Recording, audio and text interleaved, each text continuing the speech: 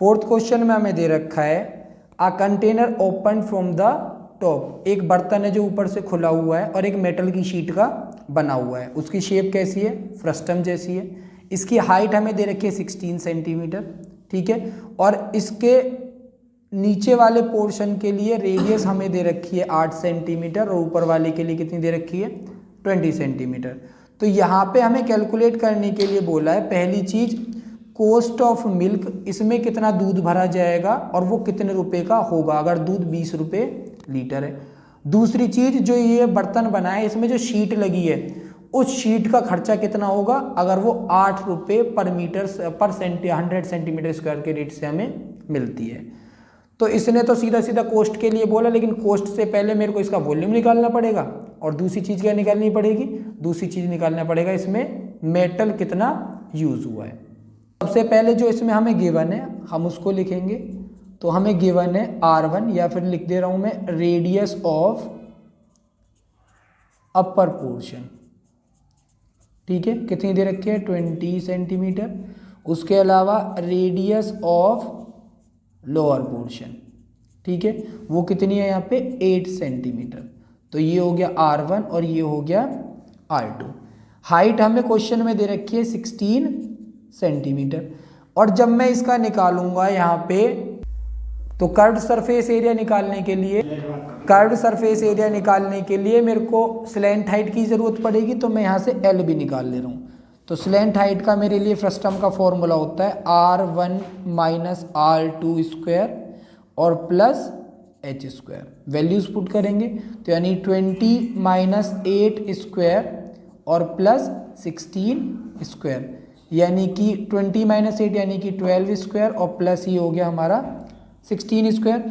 इनकी values put करेंगे 12 square यानी 144 और ये हो गया 256, यानी टोटल हो गया मेरा 400 और कितना आ गया? 20। तो L की वैल्यू कितनी आ गई यहाँ पे? 20। तो सबसे पहले उसने बोला कि इसमें दूध, तो मैं निकालूंगा वॉल्यूम। तो वॉल्यूम के लिए हमारे पास फॉर्मूला होता है 1/3 पाई H R1 square plus R2 square plus R1 और R2। वैल्यूज पुट करेंगे 1/3, पाई की वैल्यू 22/7, H की वैल्यू है हमारे पास 16, R1 की वैल्यू 20 यानी 20 स्क्वायर और ये हो गया हमारा 8 स्क्वायर और ये हो गया हमारा 20 मल्टीप्लाई 8। यहाँ पे हमें पाई की वैल्यू 3.14 पुट करने के लिए बोला है, ठीक है, और मल्टीप्लाई बाई 16। तो ये हो गया मेरा 400, ये हो गया मेरा 64 और मल्टीप्लाई करके हो गया 160। तो इसे सॉल्व करेंगे तो 1/3 3.14, ये 16 और इसको प्लस किया तो 624 आ गया। तो ये वाले पोर्शन को मल्टीप्लाई करेंगे तो यहाँ से मेरे को मिलेगा 10,449.92 सेंटीमीटर क्यूब, ठीक है। सेंटीमीटर क्यूब है तो इसको मैं चेंज करूँगा किस में? लीटर में। तो ये हो जाएगा मेरे पास 10.45 लीटर, क्योंकि 1000 सेंटीमीटर क्यूब बराबर होता है 1 लीटर के। अब मेरे को कॉस्ट निकालने के लिए बोला था, तो कॉस्ट ऑफ 20 कितने लीटर है? 1 लीटर। तो मेरे को 1 लीटर का रेट निकालना है, ठीक है। कॉस्ट ऑफ 1 लीटर मिल्क मेरे को दे रखा है 20 रुपीज़। तो मेरे को कॉस्ट कितने का निकालना है? कॉस्ट ऑफ 10.45 लीटर मिल्क निकालेंगे तो वो हो जाएगा 10.45 मल्टीप्लाई बाई 20। मल्टीप्लाई करेंगे तो ये हो गया मेरा 200 और ये हो गया 9 रुपये, यानी 209 रुपीज़, यानी उसमें 209 रुपये का दूध आएगा। सेकंड चीज़ निकालनी थी मेरे को एरिया, ठीक है। पहले मैं लिखूंगा शीट रिक्वायर्ड, कितनी शीट मेरे को चाहिएगी, ठीक है। तो शीट रिक्वायर्ड के लिए मैं फॉर्मूला लगाऊंगा, 2 चीज़ें लगेंगी, पहली लगेगा CSA और दूसरी चीज लगेगा एरिया ऑफ बेस, ठीक है।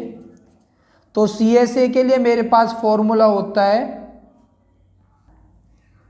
पाई R1 plus R2 multiply by L, ठीक है।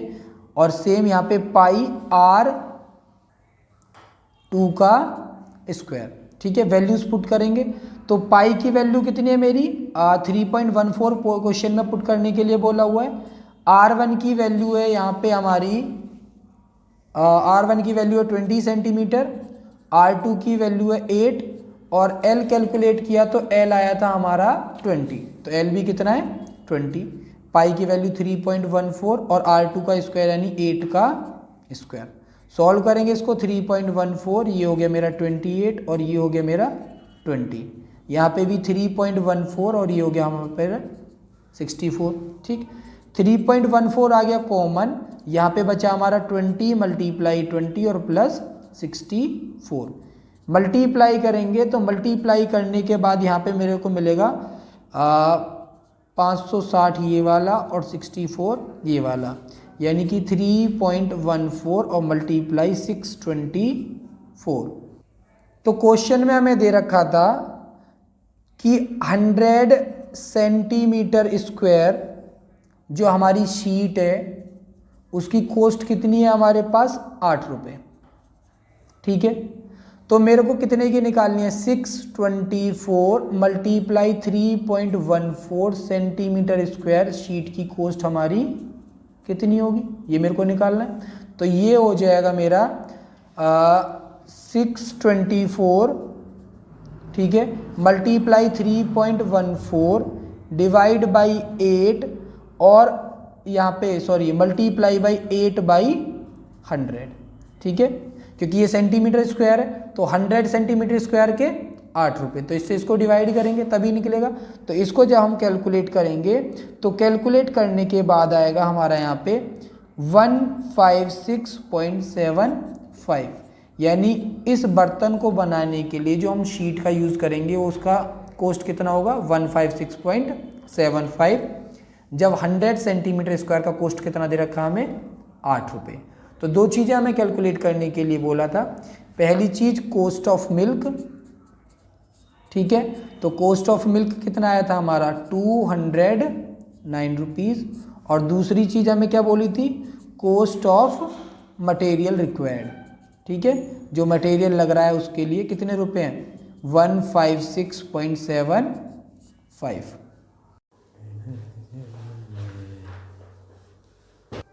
फिफ्थ क्वेश्चन में हमें दे रखा है कि हमारे पास एक कोन था, ठीक है, जिसकी हाइट है 20 सेंटीमीटर और इसका जो ये एंगल है ये 60 डिग्री है।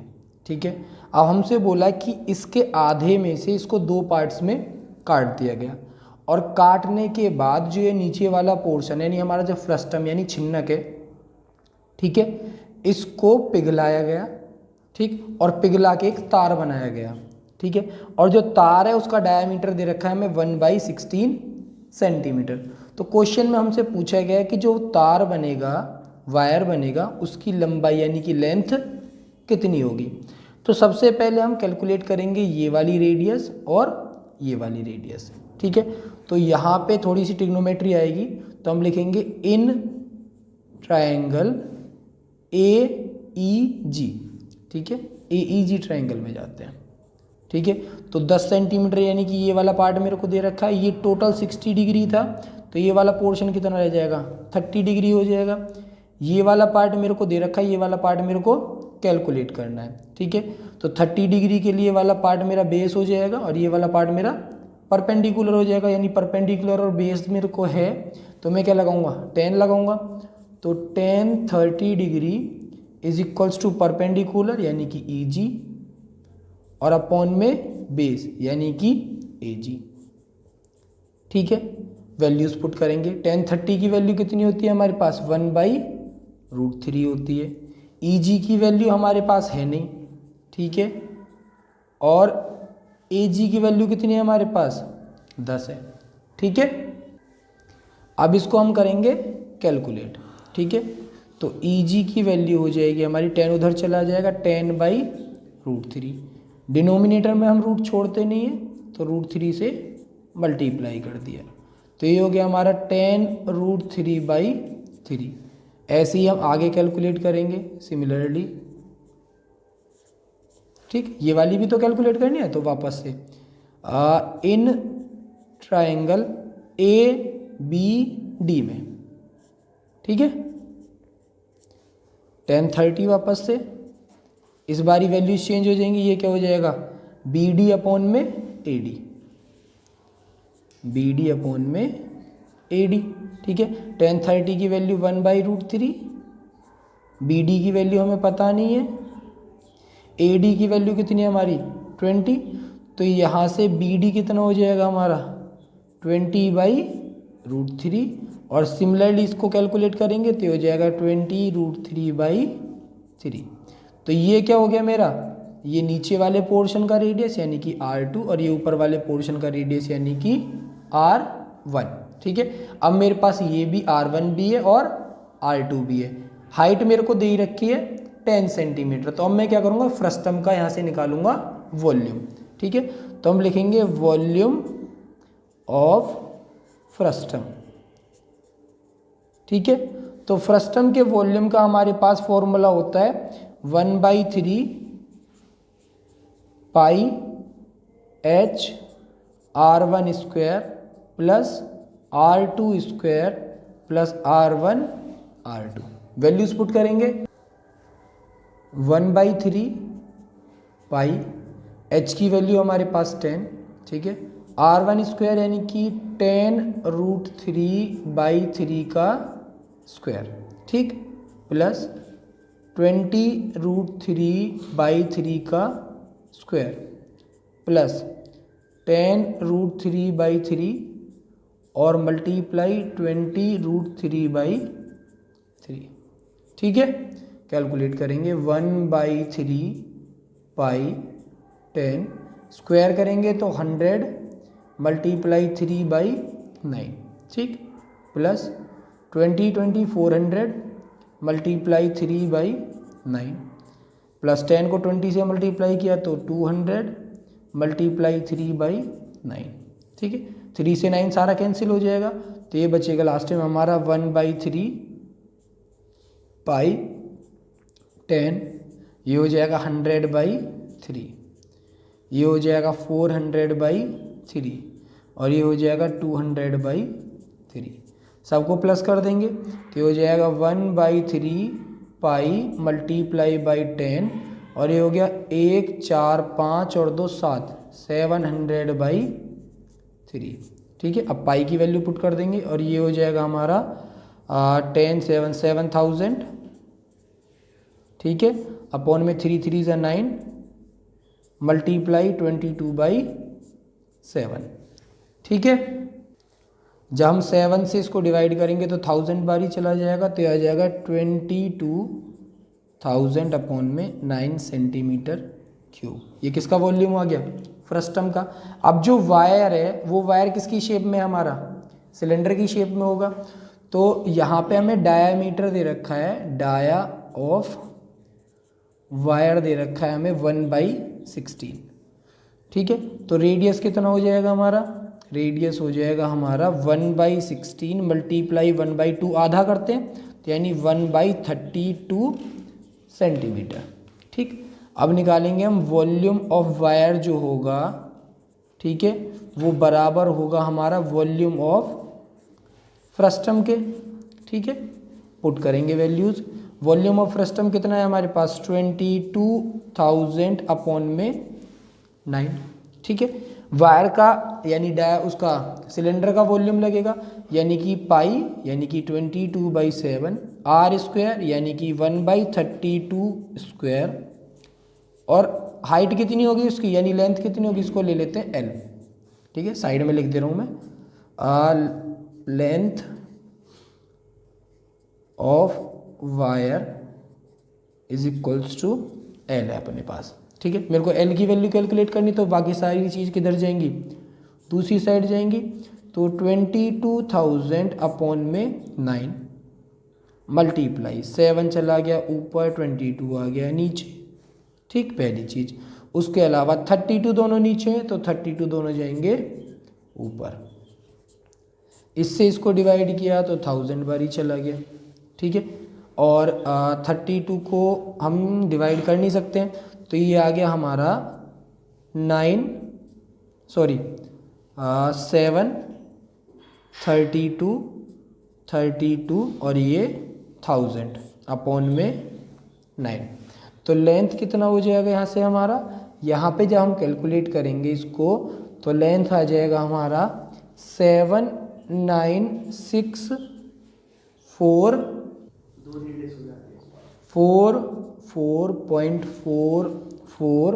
सेंटीमीटर।